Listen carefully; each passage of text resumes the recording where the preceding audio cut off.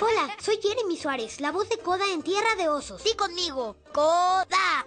Se necesitan cientos de personas para crear una película animada y cada una tiene un talento especial. Pero hay una labor de la cual tal vez no hayan escuchado. La gente que hace los efectos de sonido, o como ellos se autonombran, artistas de Foley.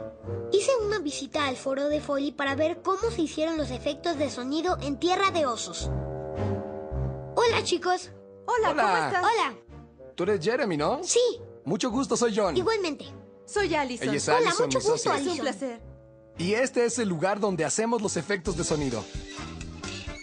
Un artista de Foley usa todo tipo de objetos caseros y mucha chatarra para crear los sonidos y efectos que se escuchan en las películas. ¿De dónde viene el nombre de Foley? Ah, esa es una buena pregunta. Foley viene de un hombre llamado Jack Foley que desarrolló esta idea a finales de los 40.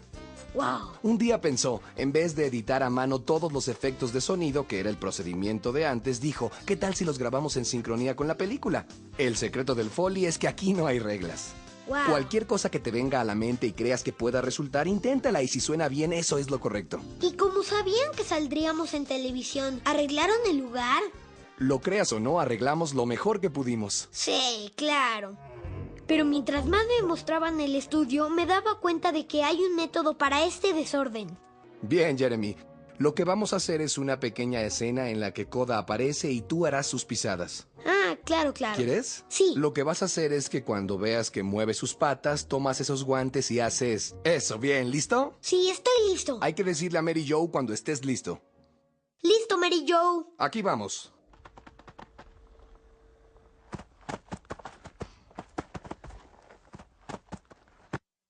Ya. Que nos diga Mary Jo cómo estuvo. ¿Cómo estuvo? Excelente. Eso. Bien. Dame la mano. Muy bien.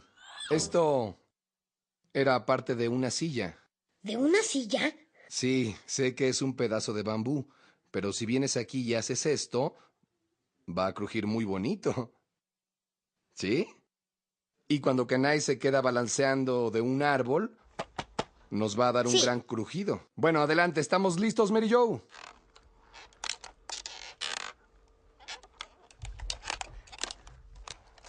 ¡Súper! Ahora Kanai está por chocar contra algunas cosas y cada vez que lo haga, tú y yo haremos esto. ¿Listo? Sí. Digámosle a Mary Jo. ¿Listos, Mary Jo?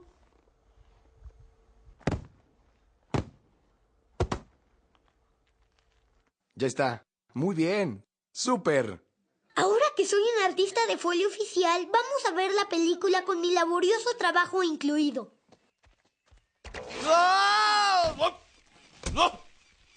¡De lujo! ¿Qué tal? ¿Qué no viste la trampa? Yo la vi a kilómetros. Debe ser muy penoso. Suena bien, pero mejor me quedo en la actuación. Hi, this is Rob Rupple. I'm art director on Brother Bear, and it's a bit like being a lion tamer. Hi, I'm Byron Howard. I'm the supervising animator for Kenai as a bear, and being an animator on Brother Bear was kind of like being a lion and being tamed by Rob. When we first started looking at the characters, we really looked at the Inuits, the Eskimos. They had the most authentic look to the type of characters we were going after, as opposed to American Indians, which is a very different look. This is one of the early sketches of the two brothers. Really tried to keep a real Inuit feel to the characters when we were first starting out, knowing that as the process went along, you were going to lose more and more of that. We did look a lot of good photo reference, and they had all these crazy tattoos and face painting. This one really started to capture the flavor of what was going to become Kenai. Minimum face paint, the high forehead, the clothing's getting more simplified. And that's something we have to deal with in 2D animation, is simplifying the costume. This one's pretty much what Kenai started to look like in the design sketch. I'd say this is 90% of what he became. This is a turnaround of the Kenai human character, and we do these in animation so we can show our animation crew how to draw the character from every particular angle. The Kenai human character has a very similar shape to a standing bear, and that was a very intentional decision by the directors. All the animators in the film had these images up on their walls to make sure that we were drawing bears correctly. There's that very distinctive bear posture, shoulders in front, that big hump in the back. The hump is particular to the grizzly species, other bears don't have that. Oh, he's cute. The mass in this, the dimension and the planes and the mass of the bear in this one was so nice. It has a real sculptural quality to it. And that's one of the nice things about the bears, that they do have this beautiful blousy coat of fur, you know, this huge mane that comes off their muscular neck. This is when Kenai was getting really close to his final form. I had taken this drawing and done my drawings for the maquette. I tried to keep the proportions for the maquette very, very close to this particular drawing and just change the attitude just a little bit.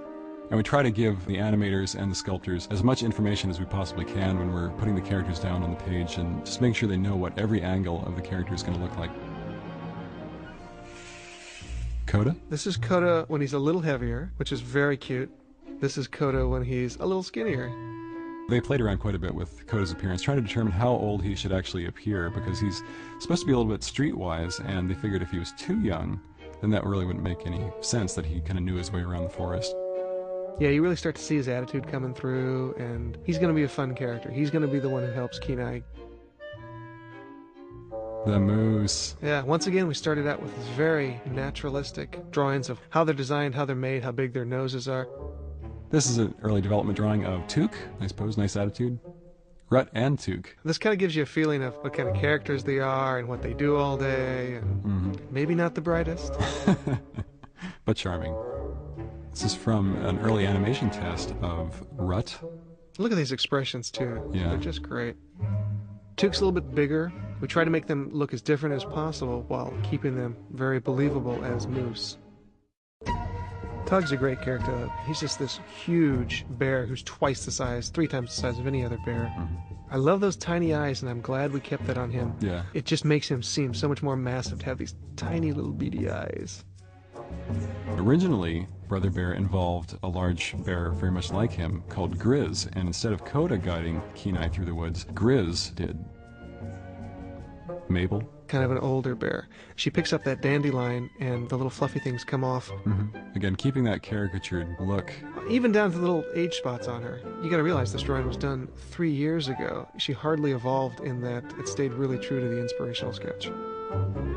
I love this drawing. This was one of the first images I saw from the film, and I went, I really cannot wait to work on this movie. We're trying to figure out how the bears were going to ride on the mammoths and kind of use them as taxis. I came up with this great idea of using them as kind of this easy chair on 4 legs. Here we have a size comparison chart which shows each of the characters in relative size to one another so that we know how they'll interact when they're in a scene together. We were lucky enough to actually go to Alaska and see these animals, and for me, more importantly, their environment. When you sit there in front of these animals or in front of these landscapes and have to translate it into drawing, you understand more, you become much more intimate with how they're put together. These are some sketches of doll sheep and moose and some of the flowers that grow up there. This is a photograph of just a stream in Wyoming that we kind of came across and then we all sat down and sketched. This is one of the watercolors that I did, and just really quick, really simplified.